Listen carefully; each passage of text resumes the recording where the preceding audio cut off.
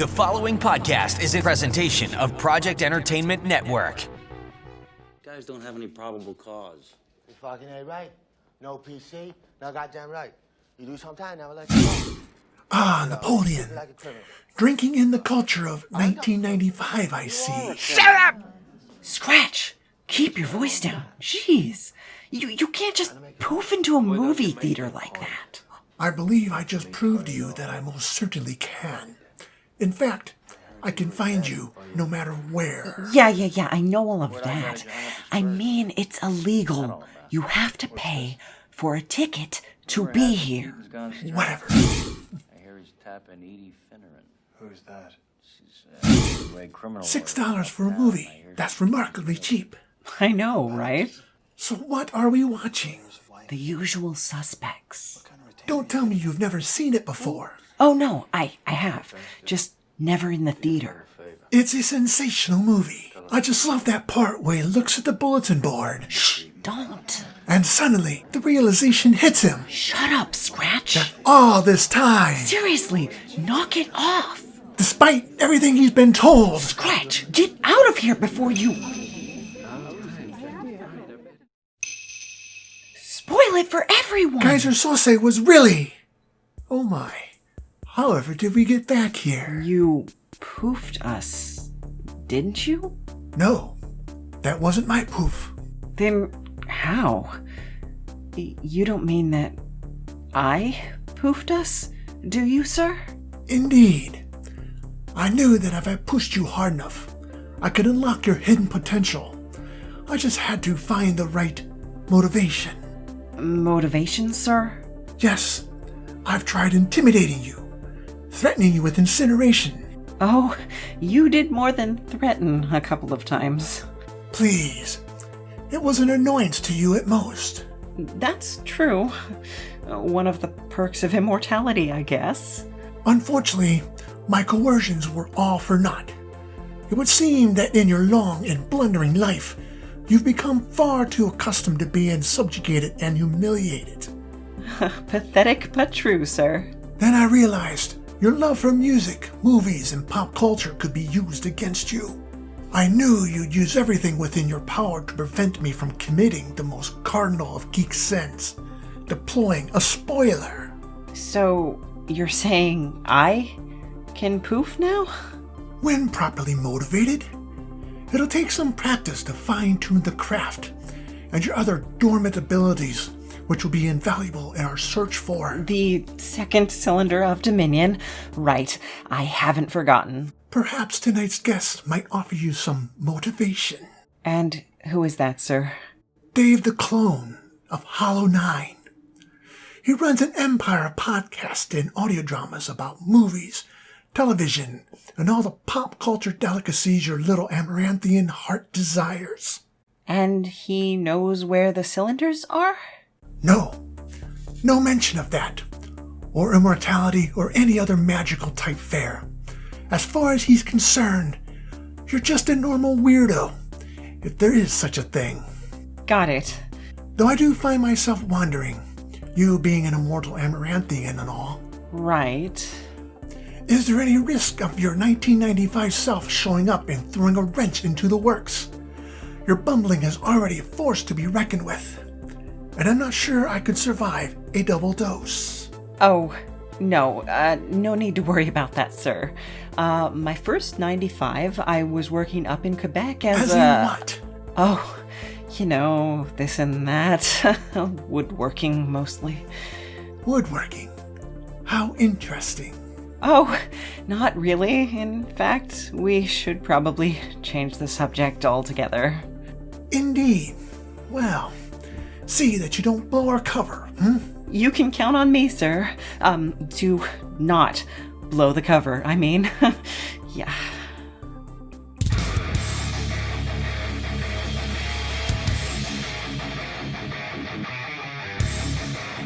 Don't be scared now, but it looks like you just wandered straight into U-Mind country. That's U-Mind, short for unaffiliated mind games, and you ain't never gonna be the same again. Brace yourself. It's time for a red-hot truth injection. Oh, yeah. That's right, We're rounding up the sheeple and shaking them awake. You mind? Too damn bad. We're gonna set fire to the wool over your eyes. Feel the burn, baby. Hot. We're toppling the lies of the lamestream media one by one. Woo-wee! Watch them bad boys fall. Hey, Universe A, this is Universe B calling, and we're gonna tear you a new one. You mind?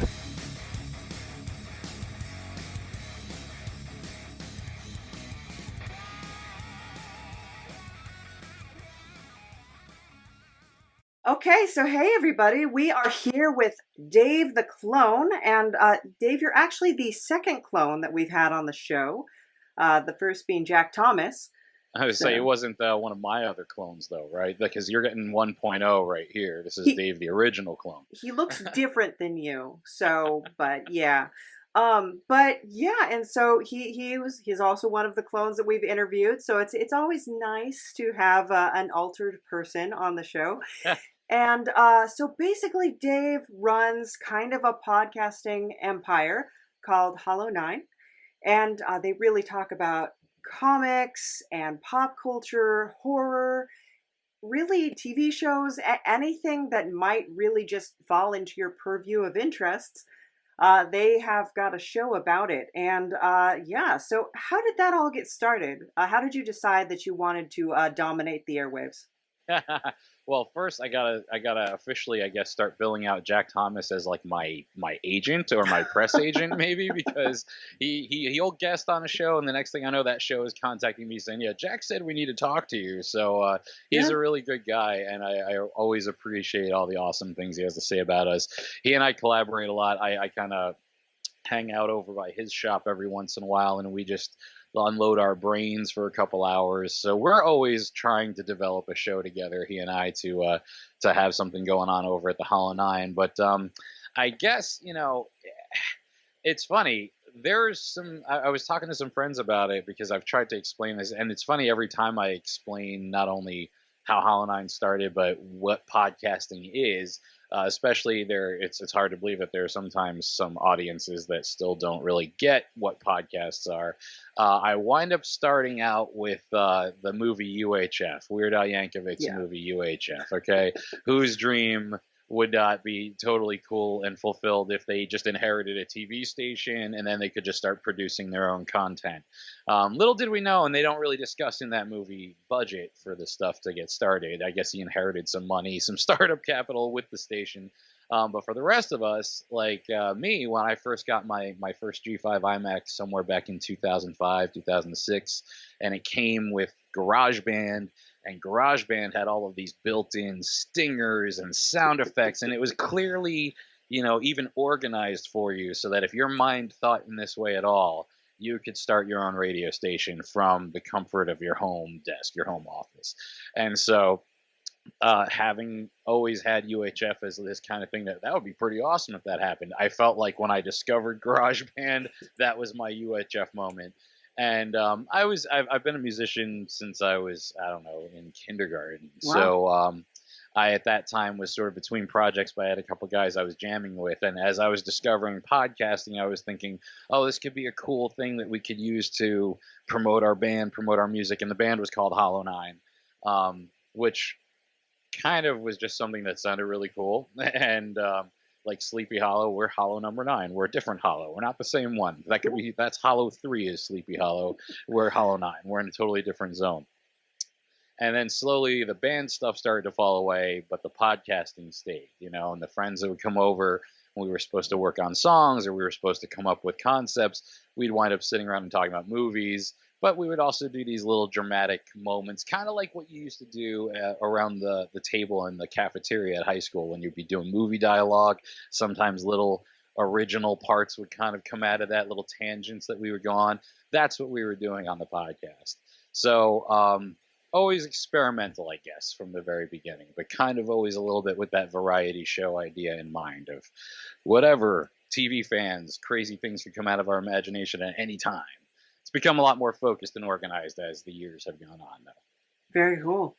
So that's very exciting. I give long-winded answers. Be ready for that. No, that's I always say, people always apologize for rambling, and I'm like, that is the nature of podcasts. The worst thing, the biggest nightmare is when you have someone on and you're like, wow, so you're a musician. Yeah.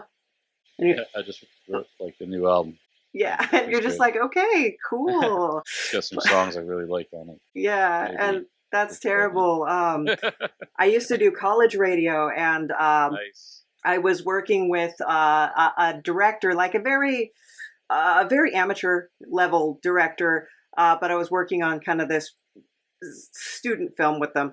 And I had them I was interviewing them on the show, and I was just like, wow, so that was a really interesting song. So tell us a little bit about what went into that. And it was just like, oh, my girlfriend's a bitch. I'm like, rad, yeah, cool.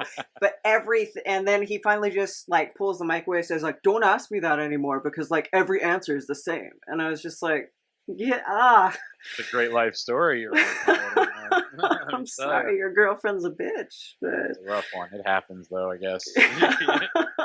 Some of the best albums Taylor Swift, right, Yeah. has been all about that. So are we actually speaking from 1995 right now? I don't know, how does the Okay. other sort of portion of your show play into this portion? Should we be talking about all this in future tense?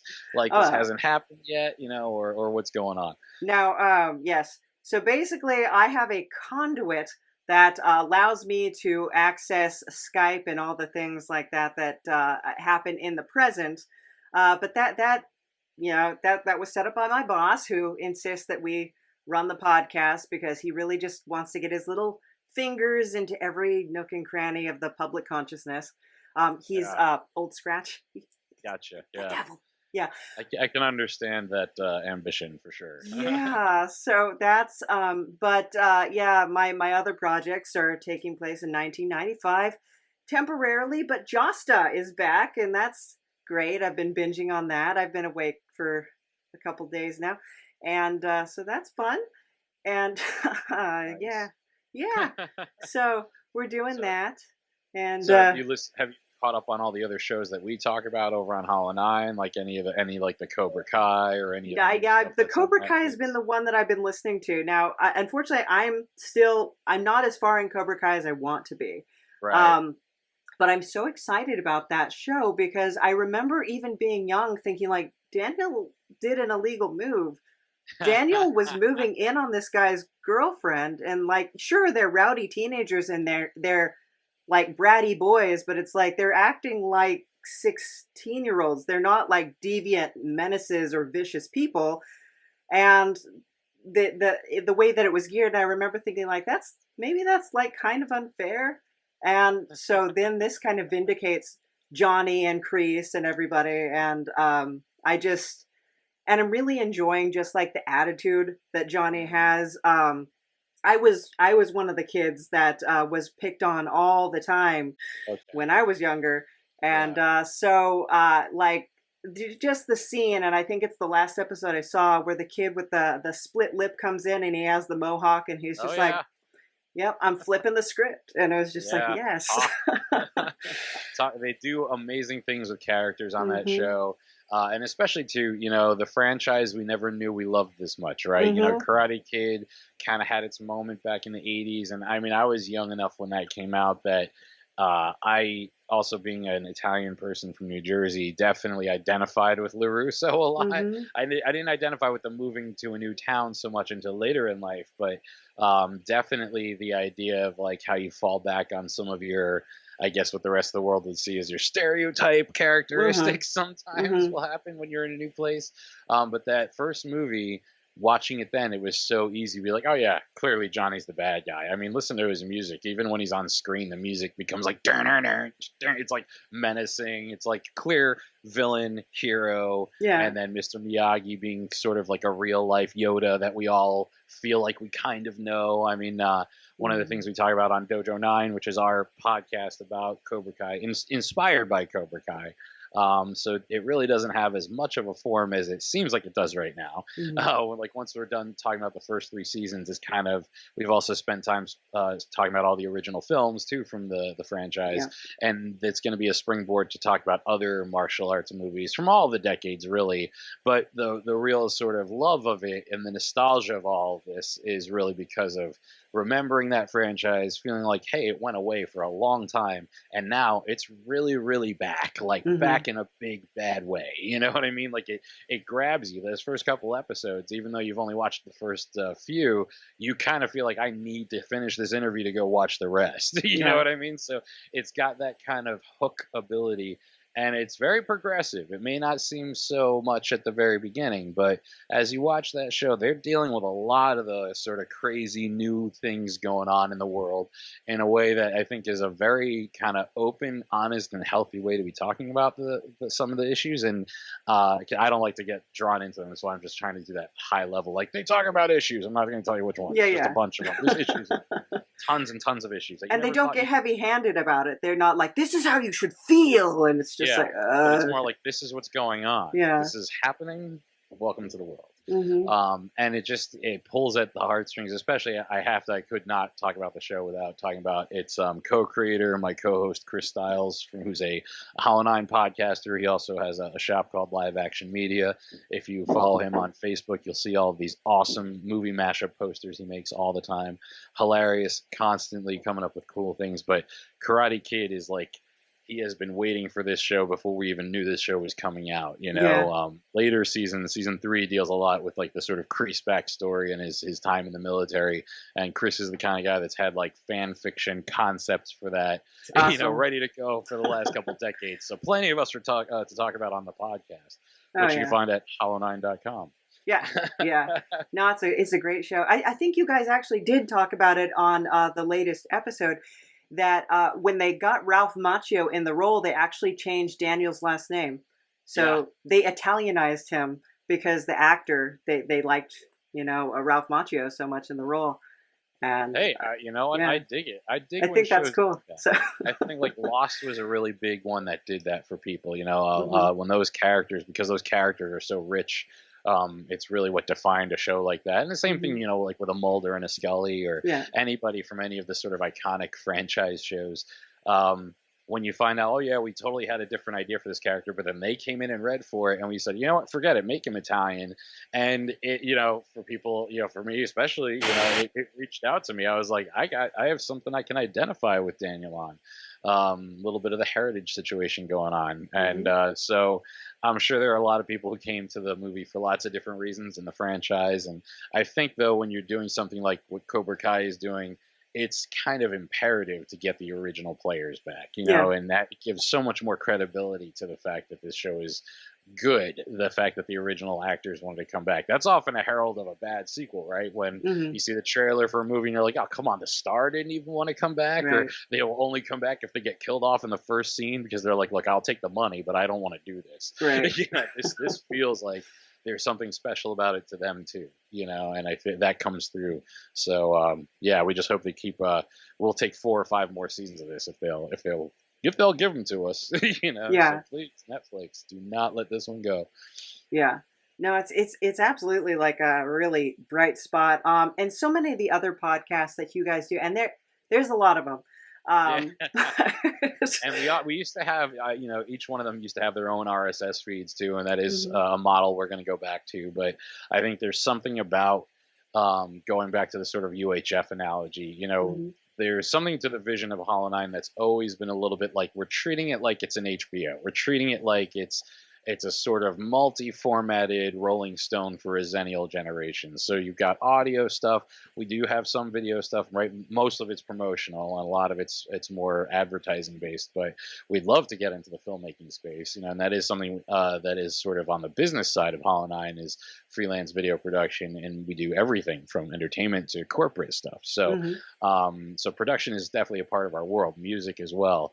But the idea that you could have one station, like, FX doesn't just do one show, and maybe with streaming services, newer audiences might start feeling like, oh, that's a Netflix thing, and Netflix does a whole bunch of things. But back in the day, Netflix would have been a station on cable, and it would have had, okay, every Monday is Stranger Things, and every Tuesday is another episode of, whatever, Sabrina just came back, right?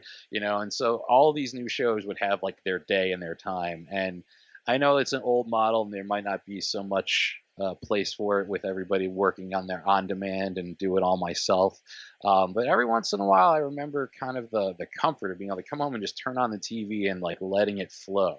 And so we're working always to make Hollow9ine have a little bit of that feel. Like you could just kind of pick up in any one of the streams. Right now we have our Podomatic one and our Anchor FM, but you could kind of feel like you're catching the middle of something and maybe it'll come back and you'll get the beginning, or you just go and find it and watch it on your own time. But I wanted to have a little bit of that old school cable TV feel. So having a bunch of different shows coming out on a mega feed is kind of what we were hoping to go for, a little bit of that old school traditional, but with the upbeat, obviously downloading, you stream them on Spotify, you listen how you want to listen. Yeah. And maybe that's why a lot of our demographic, according to Anchor, is in sort of my age range, in the sort of late 30s, early 40s, you know, people who probably remember TV feeling the way I'm describing. And that's cool, but we want to also show the kids that it wasn't so bad. Just because it's not what you guys are growing up with doesn't mean it's as horrible as what, you know, I thought black and white stuff was when I was a kid. Yeah. So, you know, there's a little bit more bridgeability, I think. Yeah. No, I think it's a great system. My friend Joe made a post, and I have to kind of agree with it, that 80s was kid heaven, because you were just starting to see that investment in shows and networks that were playing like a variety of things. And it really, what's so cool about it, because me and my boss, we love the movie Scrooged, which is directed by Richard Donner, who also did Lethal Weapon. And the reason that Lethal Weapon takes place in Christmas is because he had directed Scrooged first, and he realized with HBO and Stars and Cinemax and everything being out there, you get so much more replay if your movie is set in Christmas, because it's guaranteed to come up during Christmas. It has a season, man. That's awesome. And so he was like, so Lethal Weapon is going to be a Christmas movie. And and we watch Scrooged as part of our regular routine over here at the holidays. So and once Donner's name comes across the screen, you talk about Superman and you talk about Lethal Weapon. Yes. You know, and so it's sort of all these movies that have become sort of the debate, right? Didn't even Bruce Willis, I think, chimed in on Twitter and said, Die Hard is not a Christmas movie. And the rest of the internet said, yeah, it actually is. Sorry, dude. It's a Christmas movie. I'm sorry. I didn't mean to cut you off. No, that's cool. Anything can be a Christmas movie so long as you make it your tradition. So you also have a tradition of watching RoboCop around Christmas, but that's not really doesn't really lend itself to Christmas, except for maybe like RoboCop is reborn and he is the savior, and so he is. But that's really stretching the metaphor. So. That's what they did back then, and it worked. It worked enough that we could see who the bad guys were from a mile away, and we could see that even though the hero has all this awesome stuff they're given at the beginning of the movie, somewhere in the middle, it's going to be like you hit the middle level of the video game where you're like, oh shit, this gun is not cutting it anymore. Like, I got to get the next weapon and upgrade. They were going to have to find the way to bridge the humanity in the machine. RoboCop is awesome. I don't know if you saw, we have actually a RoboCop versus Terminator episode of, and that was more of kind of like a bonus episode that we decided to release as an actual episode, because when we finished one recording, that conversation just kind of erupted out of nowhere. Just all of a sudden, it's like, hey, we're talking about RoboCop, we're talking about Terminator, we've been talking about the two things for like 25, 30 minutes now. Okay, we just have a new episode out of nowhere. Yeah. And that was what the pandemic did for us, was all kinds of stuff like that. When we would get together and record for one thing, we'd wind up little tangents would give us content. And sort of Dojo 9, I mean, I don't know if you've heard the promo, but there's sort of like a conversation where we're landing on what the name of the podcast should be. That really was, I kind of took that conversation and put it all out of order, and it became a promo for the show. But that's how a lot of our shows really kind of originate, was, we're recording for one of them. And I used to have one show that was called The Lone Gunman. Unfortunately, most of the Lone Gunmen who were part of that show are not part of the network anymore. So that's why the show's gone. But it was completely just compilations of all of our pre and post roll, anything that was funny that happened before we actually counted ourselves in or out of the show. And it's that kind of stuff, that I feel like networks would do. When, Fox is promoting the next season of X-Files, sometimes you're seeing scenes that are deleted, and things that were strictly made just for promotional purposes. So a lot of the time, everyone kind of knows I'm sort of the Richard Nixon of podcasting. Once the call starts, you got to just assume I'm recording it, and if anything's funny in there, we're probably going to find a way to use it at some point. Nice. I think that's what's so fun about like these podcasting networks that are coming around is it reminds me a lot of the feeling that I think a lot of people are aching for right now of like conventions where oh my god, yeah, it's just a safe space where you can go there and you can geek out and you can just be like, I love RoboCop, and everybody's like, yeah. All of a sudden, a RoboCop stands up out of nowhere. Right. Like, hey, it's a horror convention, but RoboCop is here because I found the horror community is very welcoming to people of all walks. And New Jersey Horror Con, which was the first horror convention I ever really attended, is an event that we actually have become a lifetime sponsor at. We will now have a table there forever. Oh, that's awesome. And that's where we get a lot of our interviews every year because they do the show twice a year. If we come out of that weekend with like 12 interviews in the can twice a year, I'm feeling pretty good about. And it's usually everywhere from up and coming filmmakers to like Leslie Easterbrook from Police Academy and the Rob Zombie films, of course, House of a Thousand Corpses, and I actually prefer Devil's Rejects. And to be able to kind of sit there and talk to her and think back to the fact that I was like, I don't know, 10, 8 watching Police Academy thinking I'll never meet any of these people, and then in the room next to us when I walked her back to her table, there's Marion Ramsey, may she rest in peace. She actually just passed away earlier this week or last week, and Steve Guttenberg, and it was just like Michael Winslow, and you're like, holy crap. And that's the really awesome part of conventions was the meeting the people behind the magic, and that we are all people, and as long as we're all cool like that and we don't super fanboy too much, you're probably going to be okay and get to hang out with someone that you consider a legend for however long. It's so, and definitely sorely missed in all this. It's gatherings in general, but that in particular. Virtual doesn't quite cover that. You can't recapture that kind of thing with the virtual side. Yeah. There's just the meeting of the minds, and where it's that open exchange and just getting to meet other people who are as passionate about, and it's less this way now, but when I was younger, like you would introduce something like, hey, I really love this movie Forbidden Zone, and people would be like, what? Ew. And you're just like, and now you have a whole crew of people dressed like every single character, and they know to do the entire movie from beginning to end.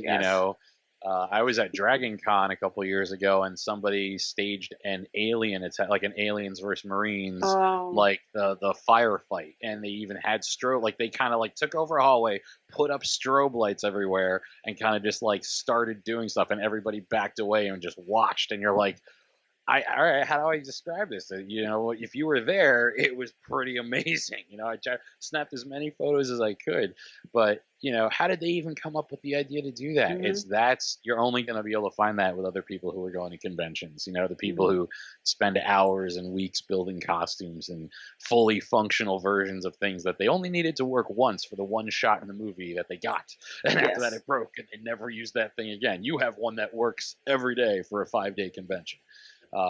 There's something about fandom that I don't know. I think the world has kind of woken up to in the last decade or so. The sort of rise of even Comic-Cons being household names, whereas it was just something that was sort of specific to one community, the sort of the nerd community before nerds were okay to be called nerds, right? Right. So we try to bring some of that culture to the podcast network as well. I don't think you could really do something like this unless you have like this huge kind of collection of nerd knowledge and think into the level to be able to kind of just geek out about them for hours at a time. So, it's okay out there. Anyone listening who thinks you might be one of these people, it's okay. You found others like you. You're listening to them, right? I think that the internet opens that up a lot. Is that when I was growing up, it was like I was the only person who was interested in the things that I was interested in, or the kind of music, the kind of movies, the kind of books. I don't know. I remember having a teacher saying to me, well, why don't you write a little more like Hemingway? And I was like, if I have to write like a dead white guy, can I write like William Burroughs? Yeah. And she was just like, what? And it's Instead of just, like myself, I guess, is where we're going with this. You know, yeah. um, But it's yeah, it's interesting though, because I feel like because we have it, there's also this feeling like if you don't have any skin in this game these Yeah. days, whether you're trying to be a podcaster or not, but if you're not doing something like with your Instagram account, you know, it's almost like it's the closest thing to being off the grid, right? For to sure. to actually being off the grid is like not having certain social media accounts. So it's kind of been a double-edged sword in a lot of ways too. But I think for people like us, you need, you know, to be able to have your own network, your own channel, just from signing up on a few websites, spending a few dollars here, a few dollars there, and not that much if you don't want to. yeah. It's pretty epic to be able to have a place for your voice, to at least have a home. Oh, And then yeah. if other people find it and like it, it's like now you have an audience. You know, like, how the hell did that happen? This was just supposed to be for those people on the other side of the magical glass that I'm never going to get to meet, and then I run into them at HorrorCon. So it's an interesting time where all these worlds are colliding, right? Oh, yeah. And then just the range of films you can find now and books you can find now, that it's just right there in front of you. Like you're talking about HorrorCon, I saw a horror movie the other night that it's probably not going to come on television in my area or anything. Have you heard of the movie Swallow? The name is familiar, but I've not seen it. I think I've seen like a poster or something like that. It's an interesting movie because it's kind of talking about like the ennui of just suburban life. This woman who's kind of left to her own devices. She's a failed artist and she marries wealthy and she has this whole life set out in front of her, but she's slowly losing control of her anonymity and her personhood. And so everything she does is kind of under the orchestration of somebody else.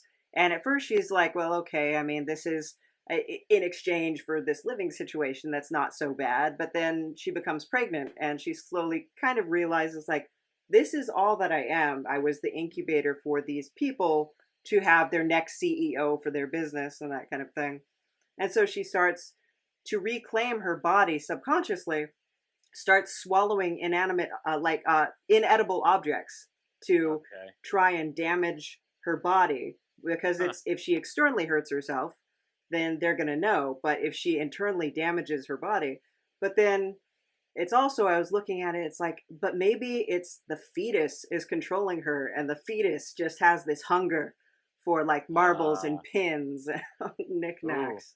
And actually, like, she's going to be hurting the fetus first, right? Isn't that usually how a lot of that works with, yeah, I mean, that's one of, body horror is one of the craziest sort of areas. I was talking to Keith Coogan one year at HorrorCon, and that was the first, I was like, if you had a horror project you were going to do, and he's like, oh, body horror, man. Everybody freaks out about body. And I mean, like, just listening to this, I'm like, oh, man, I'm getting all cringy. Like, yeah, swallowing inedible. There's, I mean, there's people who actually do that, right? So anything that plays with these sort of real things. Oh man, it's, and that's the other thing too. You know, probably did you find this on like an Amazon Prime or Tubi or one of these other sort of? There's like so many platforms now that even if you don't get in one of the big three, you could get into one that still comes up when you turn on the Fire Stick or when you turn on your PlayStation and go to the video apps area. So it's just that idea that you could wind up in so many different, you know, living rooms, if not just through iTunes, you know, through sort of these like mainstream, you know, a good buddy of mine has a documentary that you can find on Amazon Prime called Mind Garden for anybody dealing with mental illness out there. My buddy Drew Carson, who runs the Terror Firmer Artist Union, good podcasting mentor type friend, and screenwriters, done stuff that you've actually seen. I bounce ideas off of him all the time, and we're constantly amazed at how this is the time, you know, for anyone who's got even a little bit of ambition to do stuff like this. This is the time where you could get your stuff on an app that will get it just being watched, even if after you've forgotten you did it. You know, you've moved on to 2 projects from now, and suddenly people are finding you and reaching out to you about the first thing you did. It's kind of one of those things where I have friends that were a little bit older than me when I was working in my last job. which was in corporate video. And I could tell that if they had had this kind of technology available to them when they were a little bit younger and had more energy, a lot of things would be a lot different. You know what I mean? yeah. And so it's definitely, if you've got even the drive at all, take advantage and just try it. Do Oh, something. absolutely. Yeah, like I wish that when I had been younger, there had been those kind of outlets. Because I've interviewed people on the show who are like 14 and they're creating their own animated series and Oh that my kind of God. thing. And you're just like, you can do that now. You can do Yeah. it and you can put it out there and people will watch it and interact with it. And just that's so crazy. And there's a give and a take. I mean, it's much more free to put something out there, but you don't get the kind of prestige that used to come with creating a film or creating a series or stuff like that. So Yeah. Or, designing a web page isn't as, I guess, impressive when everybody can do it now. Whereas when there were like 10 people who could do it, if you had a web page, it meant you went to one of those 10 people. Right. And it was like, okay, you're not fucking around. You seriously believe in what you're doing because you're investing the time, the money, the effort, and willing to put it out there. And maybe people won't come to it. Maybe people will. Now it's sort of like with likes and stuff, it's like there's this weird, you can see the generational differences between the people who are expecting X number of likes and the people who are putting out there to find out how many likes they're going to get. And I'm still in that finding out phase, I guess, for somebody who's been doing this since like 2006, 2007. Right. But, that's part of the fun, too, is the adventure of it all. And I feel like it's all about once that lightning strike happens. Serial, who thought that was going to be what it became, And so if it's not going to be Dojo 9 for us, which I still hope it will be, maybe it'll be one of our audio dramas, or maybe it'll be something else that we haven't even started yet. But there's always a lot of ideas percolating, so I hope it's one somewhere in there. Yeah.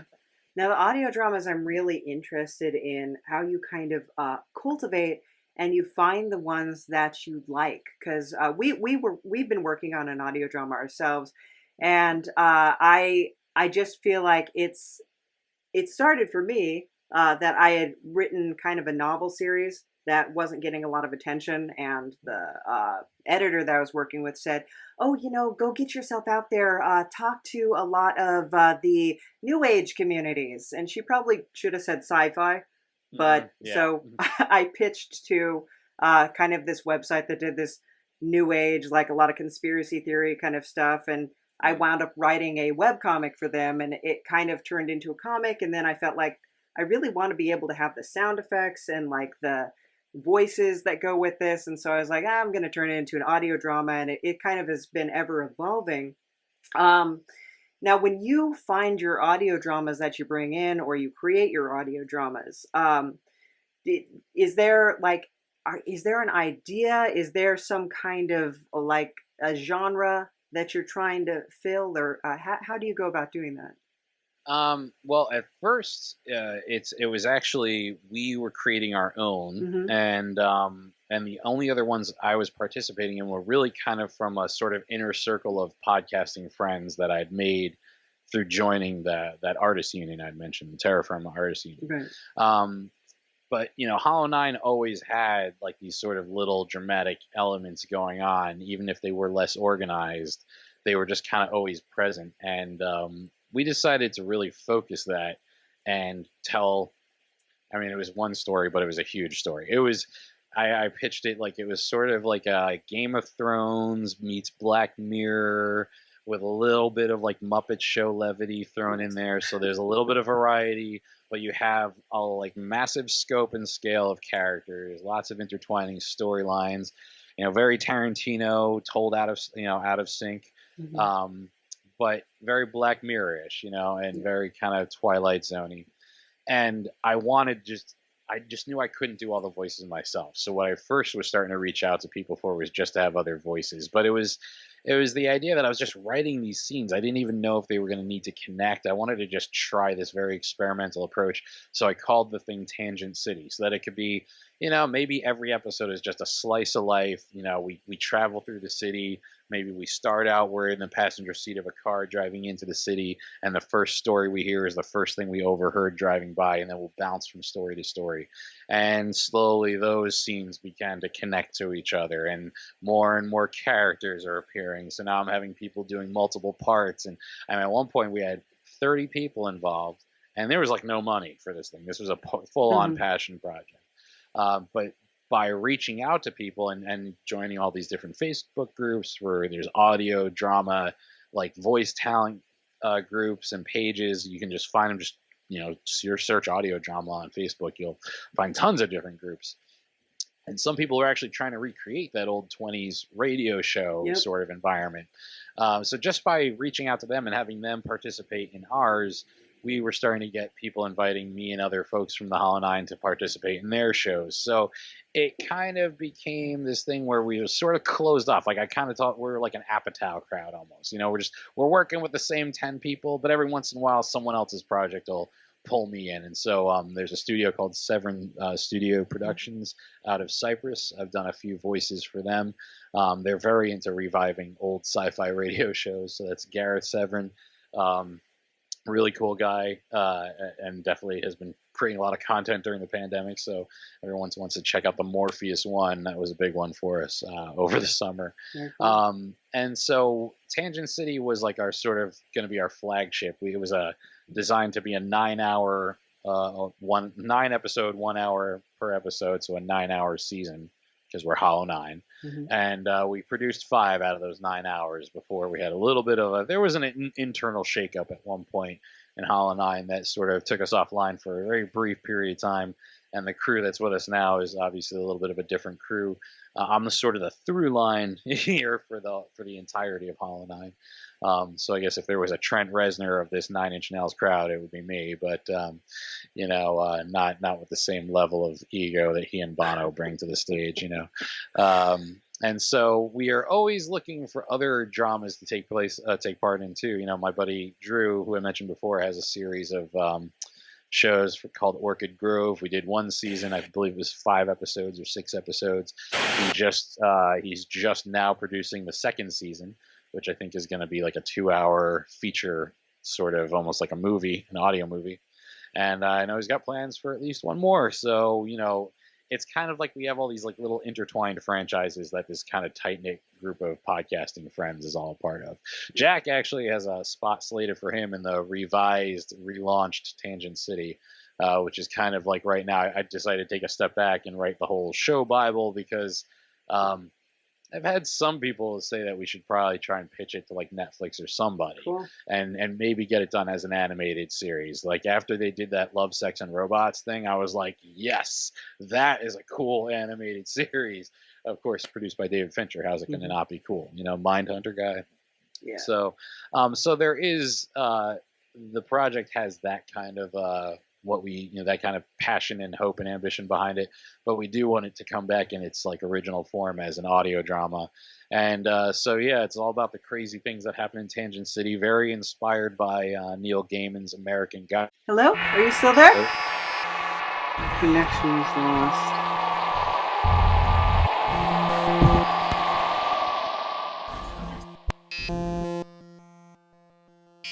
Hello, are you still there? I'm still here. I don't know if you can hear me or not. I had you. The connection was dropped for a second. Well, I've been rolling the whole time on my side. So, I figured you were. I never lost you, so I definitely have mine as a backup here to send you when we're done. So, Perfect. No worries. Sorry about that. No worries. Yeah. Everything's good now? Yeah. We've had funniness with the connection here because of course, we're in the underworld, and so all the demonic entities around want to get online and watch Netflix at the same time, and so then you get booted, and that's always frustrating. Yeah, all the internet service providers have been probably really prospering from the upsell on the hey, now you need the gigabyte service, right? Or whatever they have now. I remember 1 gig used to be a lot on bandwidth, and it's probably not anywhere near enough these days. But the interesting times we live in. But we keep calm and carry on, as they say. So, but yeah, it's very, very interesting about the audio drama and Tangent City. And I like that, where it's just kind of this like random snippet that you just peer into this world for a second, and then you're like, well, that was cool, and then on to the next. Yeah, and you could like wind up. You might see something that you never come back to, but then you start to see the same person. All right, I ran past that guy 5 blocks ago, and he was beating the shit out of somebody over there, and now he's paying a bunch of money to these guys, and they're giving him briefcases. I wonder what's going to happen next time we run into him. You know what I mean? And it's that kind of thing. But it definitely has a much more outlined and structured thing going on as well, which when we were first producing it was kind of one of those, we're flying by the seat of our pants, and we're, producing an episode and then, recording and editing the week between that one and the next one. And I was like not sleeping, and it was a crazy couple months, but it felt like the way I think Matt and Trey described working on South Park, where like they have 6 days between episodes to get a whole new episode started, finished, and edited, which sounded crazy. But then you go and do it yourself, and you're like, well, it's doable. It's probably not advisable. You can really like cook yourself, but it is possible, and all these things can be very scary, right? So don't let the fear stop you from starting or trying. Mm-hmm. Is the best first advice, I guess. No, I think that's actually amazing advice. Like I have a person that I used to work with who they kept saying like, oh, I'm a writer, and that kind of thing. And I'm like, well, what have you written? Because most writers can't wait to get their stuff out. Like, even if it's just a Tumblr post or just like a long paragraph they wrote under an Instagram picture and stuff like that. It's, what have you written? And well, just because people think just because you're not published by the age of 40, and I'm just like, no, it's not even about that. It's about like getting your stuff out there. I think you like the idea of being a writer. I don't think you want to be a writer, because that's what it is. It's like you're. I mean, we've had episodes that we've had to do major rewrites in the middle of the season, where we had somebody drop out for their own personal reasons. And we're just like, oh my gosh, we have to go through this entire season, and we have to rewrite this to explain why this character's not here. That's just how it kind of goes, and it's aggravating, but at the same time, it's kind of invigorating when you have those 6-day slots, and you're like, yes, oh my God, we found it, we found the puzzle piece, we did it, and it's fun. It's necessity is the father of invention, right? Often, so it's like anything that's an unforeseen, you're like, wow, I pretty much have all these other plan Bs lying around here. None of them work for this, and so now what do we do? And you never know, it's like they could lead to creating like to bring Lost back again, right? Michael Emerson's character that epically they brought him in for like a 2 or 3 episode arc, and he wound up staying on for another 3 or 4 seasons. It's like sometimes it happens that way. They're not always going to be happy accidents. Sometimes you really are like, yeah, we kind of don't like that episode. We just, we did work. it. Yeah. We put the Band-Aids on where it needed to be, and we know it's out there. We say, as a completionist, listen to it, but just know we don't love it as much, and we'll move on and get the next one right. There has to be a certain element of that is part of what podcasting is about too. And it's sort of, I feel like that was part of the cable TV thing again too. It's like sometimes they would put out a crappy episode of a show and be like, all right, whatever, there's week 1 every season. We're sorry, and we're moving on, and the finale will take care of it. Will redeem us, So it's a fun little game to play with all this, treating it like that. Yeah, absolutely. So what trends do you foresee coming into the podcast audio drama kind of realm? What are things that you're starting to see sort of awaken in that community? Well, like everything with podcasting, the actual establishment has taken note and has started to flood the space. Audible and Amazon and everybody now, like, stuff that we were all trying to do. And when we were trying to do it, no one else was doing it, and I there's a certain poetic kind of justification and feeling like, well, at least I knew the idea was good because these guys are doing it. But that's always going to be an uphill battle with this. Podcasting itself used to be like, hey, there are people who aren't famous, but they're pretty good at doing this talk show kind of thing. And, you can hear the stuff they want to talk about. But now all the celebrities have their own podcast. You know what I mean? And some of the ones I love listening, How Did This Get Made with Jason Mantzoukas and Paul Scheer and June Diane Raphael. One of the first podcasts I used to really listen to religiously at work when I was had nothing going on. But I used to kind of sit there and it was bittersweet because I'm like, you guys are all famous. You guys are all on TV. You're all connected. You can get Nick Kroll and all these other people to come and be guests and talk about a movie for an episode with you. People who maybe weren't even that big yet, but then became like Julie Klausner has, a Hulu show. But I remember when she was just somebody who was guesting on How Did This Get Made podcast, and I was like, who the hell is this? I don't know who she is, but she's funny.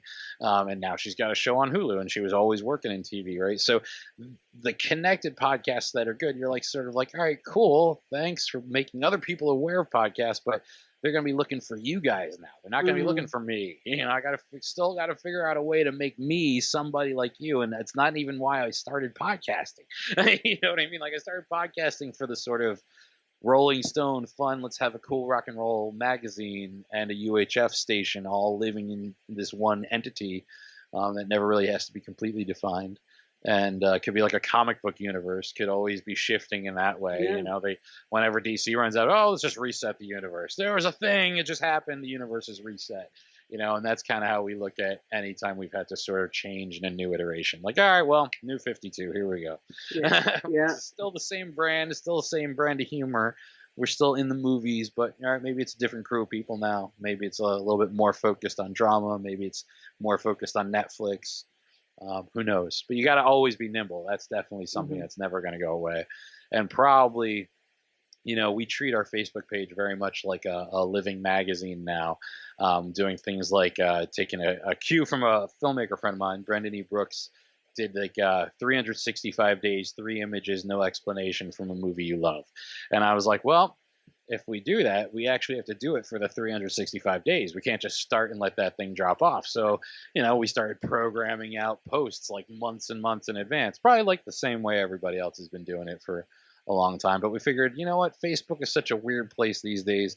Maybe if we treat our Facebook page like that, like a magazine, maybe it'll start to become less and less of the political landscape it's become. And I mean, Hollow9ine is all entertainment based. We don't do anything political on our Facebook, our Twitter, any of that stuff, because if it comes up in course of discussion because of the content of a movie or something like that, that's one thing.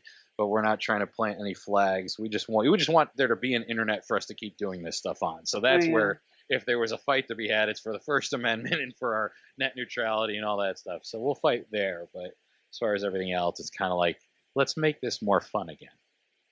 Yeah, exactly. That's you're seeing such an awakening of creativity. That the critique that you always hear from people is that, oh, people aren't creative anymore, that people are lazy and people are boring, and it's I don't know about that. I know so many people who are animating or writing a comic book or doing a podcast, and it's maybe it's not what you're into, but it's certainly a lively mind, Yeah. Well, it's also you've got these other audiences that have sort of come to the surface. I would have never thought something like Twitch would be what it is today. Oh, yeah. The idea that people like watching other people play video games, when I was growing up, video games, before they were all connected to the internet, you would have maybe 2 controllers. On the first couple consoles, guys, we only had 2 controllers. And if you were the 3rd or 4th person in the room, you had to wait until one of the controllers was available, and there wasn't this whole everybody could join in and be a part of this thing. But the people sitting there watching weren't sitting there going, oh, it's still so cool to watch the game. We were going, I want my turn. But there are people tuning into a station just to watch someone else play through a video game, which I'm like, it's amazing. It's something I like. It used to be a mark of you're the loser in the room, man. You have to wait for the controller. You got to watch the other people. You don't get to play yourself. And now people are tuning in to watch. I don't have to buy that game now. I watch somebody else play it, and I'm like, wow. So it's kind of going to be interesting to find the footing in a world where there's audiences for things we didn't really think there would be audiences for. So Yeah. maybe you are doing something just in your normal day life that you could have a huge audience for, and that becomes the thing you're known for. You just got to make sure it's something you want to be known for. Twitch channel, okay, I could dig that. You know, playing a video game, you think I'm pretty badass at Mad Max. Check out my world over there. All my little camps in Fallout 4 are looking pretty cool. So yes, video games are an area we're going to be focusing on a little bit more this year if I ever get my hands on a PlayStation 5. So we'll see how that goes. Yeah. Very cool. Yeah, I like to watch the cutscenes. I like to watch where people have just compiled the cutscenes. Sure. Yeah. Like, gosh, what is that name? Detroit, the one with the robots that have the little blue circle on their heads. Anyway, but Cyberpunk 2077. well, no, not Cyberpunk. It predates. It's Detroit Come Alive or something like that. But it's yeah, I know which one you're talking about, but I don't know the title either. It was like in an era of games similar to that, though. Yeah, Kind of, And I love watching the cutscenes for that, but I know that I wouldn't have the patience because that's a game you really have to like commit like a month to. Yeah. Oh yeah. And I'm just like, at this point in my life, like I can't do that anymore. So it's nice to just like watch the cutscenes or watch somebody else do this or like listen to them while like because I'm not as up to date on the shows like I was talking about Cobra Kai and stuff like that because I paint and I edit. And I'm doing all these things that require my eyes. Right. And so I can't watch a show. So I wind up like listening to a lot of stuff and then I'll watch it later. But yeah, so if it's something that I can kind of get the idea of what's going on from the verbal cues, then I enjoy it. Yeah, and I think there's something to be said for like, especially now with how visual everything is. Everybody's got an HD theater system in the palm of their hand. And with Bluetooth, you could listen to your stuff from across the room.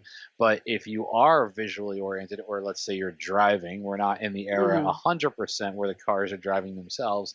That's still an area for radio and audio formats to thrive, and that's why I think coming up with like an audio drama that people would tune into as if it was with the same, zeal that they used to tune in on Sundays for HBO programming, like there was a period of time where that was it, man. HBO owned Sunday night. You had The Sopranos, Carnival, Deadwood, Oz, they had it down. And so, I don't know how we're going to get there, and I don't know if podcasting will ever get to that level. But if there are as many people creating them as there are, and if even the machine is now creating them too, I think there's going to be a place for us at the table. And I think now is the time to make sure that we jump up and grab that seat before some other technology comes in and knocks this whole game off the table and we got to start over again, which very well could happen too. I don't know what that's going to be either, though, because I feel like anything that's tried really hasn't stuck. It's just like, all right, we could Periscope, we can webcast from wherever, but it's still, you need the goods. You need to be able to sit there and have the conversation, and you need to have passion about something to be able to do that. So I hope that's not something people are hoping is something that can be taught. I've always felt like the passion has to come from within, right? So you just have to find your passion and cultivate it. We can't teach you how to be passionate. We can teach you how to cultivate your passion. Yeah. Very preachy all of a sudden. Sorry. I don't know where that came from. No, it's good. No, I feel you. Because there's a lot of people that I've seen who do classes and stuff like that online about like, oh, I can teach you to have an award-winning YouTube channel. And I was like, I don't think that they necessarily are award-winning YouTube channels. I think it's just like YouTube channels that get popular or stuff like that. And it's either like it clicks with people or it doesn't. It's not like there's a scheme or a algorithm that you can. I mean, there is an algorithm, but it's not like, oh, if you do A, B, C, and D, then everybody's going to want to watch you. It's just hit or miss. Yeah, I feel like if there was that formula, then we wouldn't even be talking. You know what I mean? The field would have already been so saturated that it's like you become the odd person out for not having a multi-million viewed, YouTube channel with, when I started hearing people, oh yeah, let's make sure they get their first 1,000, and they're talking about it in like their high school age. Like, yeah, let's make sure all of our buddies get their first 1,000 subscribers each on YouTube. And I'm like, what? You know what I mean? Like that, like that's like, all right, that's the equivalent of me making sure I had the He-Man comic sticker book in kindergarten to be in the in club. But you know, after 1,000 is where all the stuff is supposed to start happening, right? With the monetization stuff. So like the award winning part isn't necessarily like winning an Academy Award. It's like suddenly something that you're just doing on the side with your friends as a goof is maybe bringing you in some money when you're at the age where you have to start thinking about saving money, go to college or whatever. And for the rest of us who've been like grinding out there, we're like, oh, I would love for that to happen for me too.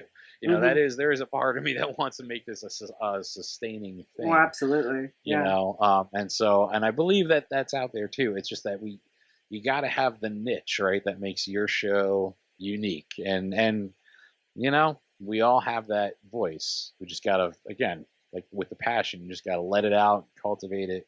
And like you said, sometimes it's just casting out a huge net of trying a bunch of different types of shows, and which one are they listening to more? Okay, they like it when we talk about this. They don't like it when we talk about that. That's what we'll start doing. You know, but I wish there was a magic bullet, man. I just wish there was. It's just no one knows it. I'm always weary of the there's, how is it that there's so many coaches, but there aren't that many people who are reaching that level like they did, you know? And it's kind of like, I don't know. We'll see. No. I'd rather find it for real. Oh yeah, for sure. Give me the map.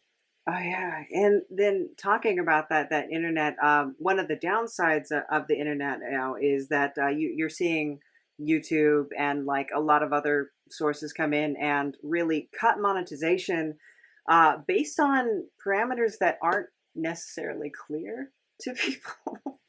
Or are content based, right? You know, so I mean, I'm watch a lot of movie reviewers who are like, a certain situation that's happening across the globe, having to do with a virus that won't go named, and I'm like, they can't say certain words because they're afraid they will get their monetization pulled, and I'm like, that's a scary sort of development in all of this, especially. You know, 2020 turned out to be a very strange time, you know, seemed like it was so far in the future for so long, and we get there and it looks a lot like the past. And so absolutely. It's kind of, you know, that'll be an interesting, I don't know what the trend is going to be like there. I'm hoping, I always felt like the 90s was where everybody was like relaxing about everything and expression was a little bit more freed up and didn't have to worry about censorship. But it feels like maybe that was always just an illusion. Who knows? Yeah. I think the pendulum swings, but like in the 90s, I did see people sort of embracing that sort of, I call it like the Lenny Bruce mentality, and people online misquote Lenny Bruce and George Carlin in the most horrendous ways. So it's almost embarrassing to say it, but basically like saying, you can't offend me by calling me a bitch or the C word or anything like that, because I've just like adopted that onto myself. I will call myself that, and it doesn't make me feel bad. If you want to call me a fat slut, then it's like, hey, that's, you know, I'm fine with that. You can't hurt my feelings with it anymore. But now there's people like, well, even if it doesn't hurt you, it might hurt somebody else, and and it's just kind of like, I get that, but then I was never allowed that when I was younger. As I was never allowed to be in that kind of mindset. Somebody else's behalf, you know. Yeah, and you're adopting someone else's cause a little bit sometimes. It's so weird. it's odd, but if you think about shows like Wonder Chosen or things like that that were on in the 90s. Oh my God, Wonder Chosen. What about Strangers with Candy? Oh yeah. Shit. I mean, you know, I live with teenagers now. I live with my girlfriend in Virginia, and she has teenagers, and it's always a shock to me the things that I say that they look at me like they have no idea what I'm talking about, and I'm like, damn, you guys would not be able to handle Strangers with Candy. I'm just letting you know right now, something that was on Comedy Central. Okay, everybody was allowed to watch it. I think even if it was rated TV 14, maybe at the time, and all of a sudden TV had a rating system. But my God, you know, imagine just like pitching that today. How many shows that we watch now from the 80s and 90s that you're like, can you imagine you would lose your job just for going in and suggesting this? Oh, yeah. You know, and meanwhile, we've got franchises that have spun off from that, you know, years and years, and people are still making money off of it. But now, we're in a really odd time for creative people, especially. And some people will be seen as brave for the things they do, and some people will be seen as shocking and overly controversial. And you just hope that history is kind to you, I think, when we're all said and done, as long as you're being good. Yeah. You know, that's the whole thing. As long as you're being a good person and trying to stay on that. I think that's the thing that scares me is that you never know what the historical standpoint is, because now people can go back 12 years and look at things and say like, oh, you said this. Don't you think you owe everyone an apology? It's like, well, I was 22 and I was stupid. So Yeah. I don't know that I owe people an apology for being 22. But Right. and it's just a little bit terrifying because you work so hard to cultivate your skills as a writer, as an editor, as an artist, and then it can all be like stripped away from you for something that you just kind of said stupidly about yourself. And then people are like, well, I think that's a very horrible thing for you to say, and I think that's very disrespectful. And it's like, well, and I just videotaped it with my phone, and I'm putting it on Facebook tonight to ruin your life for you. Right, right. When I think of how thankful I am that I went to college during the last, I guess, age of not everything being recorded and shared with the world on, we had AOL. We thought we were pretty hot having instant messenger and being able to chat with our friends from across campus and plot parties and stuff. But, your life wasn't being broadcasted, and when someone's caught at their worst moment and that's what they become famous for, that's not very fair to represent them that way. That's not to say though that if you're strutting around and making every moment you of yourself out there in the world is your worst moment, you get caught on camera, man. There's cameras everywhere. What are you gonna do? It's a very, very Orwellian. It is, Orwellian and world. a lot of people feel like they're doing everybody a service by reporting, and it's just like, oh, not really.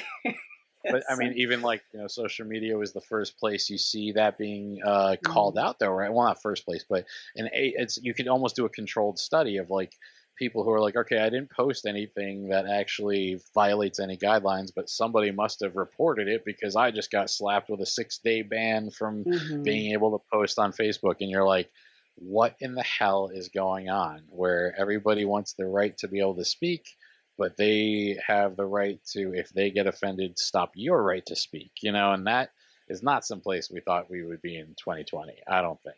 And I think it's a place we'd like to get away from in 2021. Let's move back towards 1995, I think. Height of X-Files, beginning of Millennium, Twin Peaks was still around me. No, Twin Peaks was already over. But, I think it was over at that point. But yeah, you had... gosh, what was coming out? I think Interview with the Vampire came out that year. So there was some good. That's Oingo Boingo Farewell Tour. Was that year. So it was one of Ozzy's many retirement tours as well, because I think another retirement tour 2 years later, which I went to. Yeah. So Ozfest, I guess Ozfest was supposed to be 95, but then it didn't really happen until 96. Yeah. But I remember the commercials were like, Ozfest 95, and I was like, yay! Wee little tiny me. Never mind. Next year. But I couldn't have gone anyway. It was too wee. But it's I would have been trampled. But so it happens. It was a rough crowd. It's a rough life. Going to concerts was like a badge of honor. Like, I survived Fear Factory, man. I survived Type O Negative 3 times. May Peter Steele rest in peace. Yeah. So wow, crazy. So, if somebody wants to experience Hollow9ine, if they want to get in with these podcasts and hear this and just have the joy of all this different network, that this UHF that you have going on. So, how do they do this? The easiest way to do it is you go to hollow9ine.com, which is the word hollow, the number 9, INE, and that's all one big word, .com. That'll take you right over to our main feed, our mega feed, which is powered by Podomatic.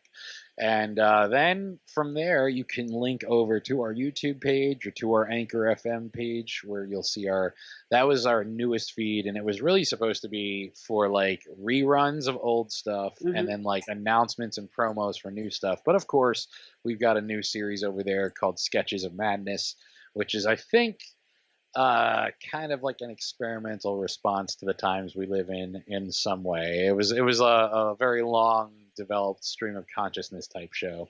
I don't want to say too much. Check it out. Enjoy that for yourself. But beware, it's very like MTV oddities kind of environment you're going into over there.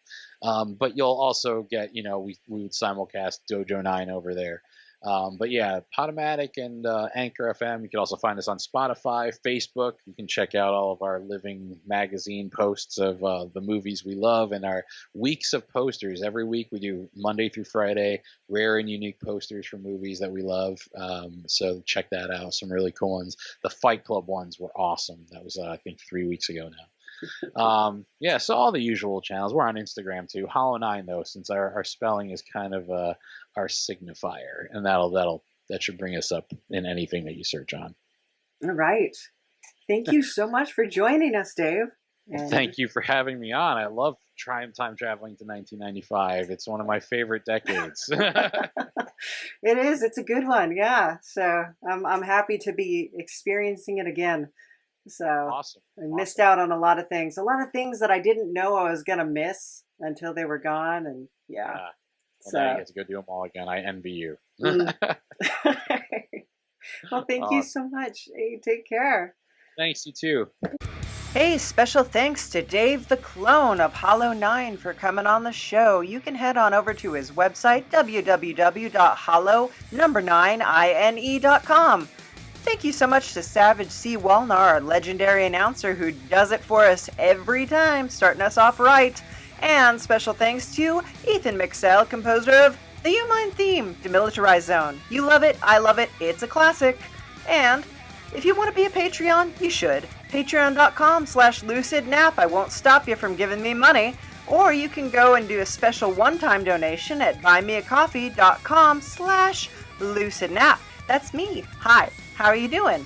And yeah, everything helps. You can also go to lostbreadcomic.com where we sell art and crap, less crap and more art and stickers and prints and things like that. If you're into it, go ahead and buy some. Not many people do. Maybe you could be a rebel and do that. So that would be cool. People would think you were kind of hip. You can follow us too if you don't want to do the whole money thing. All those tender, juicy little links are going to be in the description box below.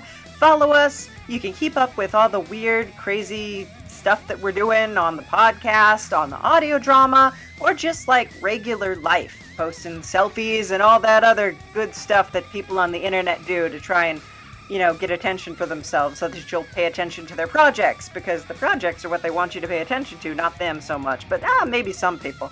Anyway, you should check out one of my projects, and it's called Creeping Wave Radio. It's an audio drama. Yes, and it has some of the finest talent in all of the land. It's a scripted audio drama that tells the story of what happens here on the U-Mind when the mics go off. It's a good time for all, and it features some local music, up-and-coming artists that you are not going to want to miss. So please do give that a listen. Link in the description box. Thank you for watching, for listening, whatever you're doing. If you didn't watch, you can go ahead and do that now. I'm going to try and put a link in the description for you to do that because it's a good thing to do. I work really hard on doing these little silly animations at the beginning, and then we have the video, and sometimes I put little Easter eggs in the video that you can look at, and there's fun stuff. I don't know. I mean, if you're into that kind of stuff, do you like having fun? I mean, you probably haven't had it in a while, so you may as well just indulge, right? So go ahead, and you know what? Special thank you to the Grammarica Show, Nikki Benfield, and the Lovable Neil for being my Patreons, and I love them so very, very much. If you want me to love you as much as I love them, then you can go be a Patreon too. But you know what? I love you anyway. I do. No, really, I do. I love you a bunch. Thank you so much for listening, because we can't do this without you guys. Thank you. Bye. The U-Mind is brought to you by Lucid Nap Productions in cooperation with the Hairy Old Man. Thank you for listening. Bye. Hello, is anybody out there? Anybody? This is Jim Cobb. If you are hearing this, the worst has happened. I've recorded a podcast at the end of the world and will broadcast it on channel PEN every Friday. It's all about the apocalypse, books, movies, TV, how much food and water will you need your bunker, all that kind of stuff. Excuse me, sir. You're gonna have to keep the noise down. You're in a library, and you're scaring the kids. The world hasn't ended yet. Sorry, ma'am. Shh. You're in the library at the end of the world with host Jim Cobb. Fridays, exclusively on Project Entertainment Network. This has been a presentation of the Project Entertainment Network.